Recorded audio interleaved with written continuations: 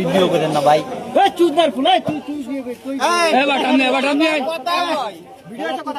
নাম কি তোমার? আমিনুর, আমিনুর ভাই। বাসা কোথায়? গোপাল, গোপাল, কি করো?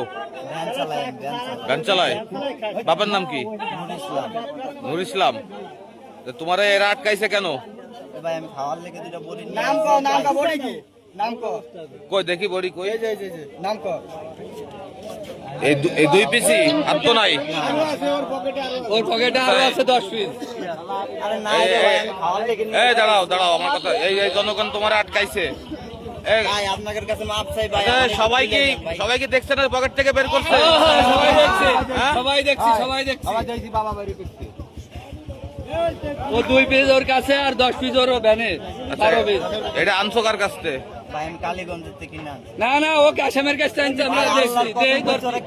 কাশেমের কাছে আনছে, আমরা ওর সন্দেহজনক ওকে আটকাইয়া চেক করে ওকে ধরা খাইছে।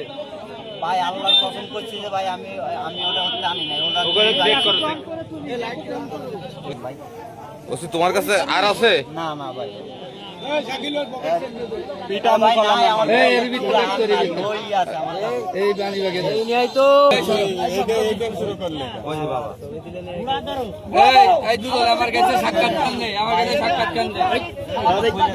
আচ্ছা, এর প্রথম আটকাইছে কে? প্রথম আটকাইছে আমি। আচ্ছা, কি হয়েছে বিষয়টা?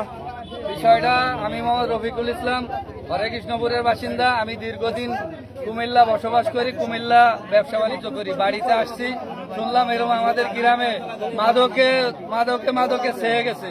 এই খবর শুনে আমি তাৎক্ষণিক গ্রামের পোলাপানদের সব খবর দিচ্ছি যে অভিযান চালাও, মাদকের স্থানে হরে কৃষ্ণপুরে হবে না, মাদকের স্থানে হবে না। এই খবর শুনে আমি নিউজ পাইছি এই আমিনুরির কাছে। কাশেম ইয়াবা বাবার ডিলার আমাদের হরে কৃষ্ণপুরে কাশেম ওর কাছে এই বাবা বিক্রি দেয়, আর ও বিক্রি করে ওর টাকা সেল করে ওর কাছে টাকা দেয়। এই খবর শুনে আমি নিউজ পাইয়ে ওকে গোয়েন্দার বিভাগে আমরা গোয়েন্দা ভাবে কিছু লোকজন ওরে হরে কৃষ্ণ বাজারে আটক করি। আটক করার পরে ওকে আমরা চেক করার পর সর্বজমিনী ওর কাছে আটক করা হয়েছে কোন জায়গাতে? আটক করা হয়েছে হরে কৃষ্ণপুর বাজারে লিপটন মাস্টারের দোকানের সামনে ভ্যানের থেকে। ও ভ্যান চালক। ওরা চেক করে আমরা নগদ দুইটা ইয়াবা পাইছি এবং সাথে ইয়াবা খাওয়ার যে সরঞ্জাম থাকে এগুলো পাইছি।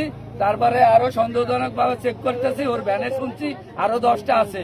অবশ্য চেক করলে এর পাওয়া যাবে। তা আশা করি এই মাদককে নির্মূল করতে হবে এবং আমরা হরে কৃষ্ণপুর গ্রামবাসী উদ্যোগে হরে কৃষ্ণপুরকে একবারে মাদক মুক্ত করতে চাই।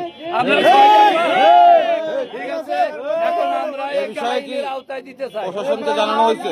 আমরা প্রশাসনকে খবর দিব, এখন ওকে আইনি রাতে দেওয়া হবে। ওকে, ঠিক আছে। ঠিক আছে, ওকে।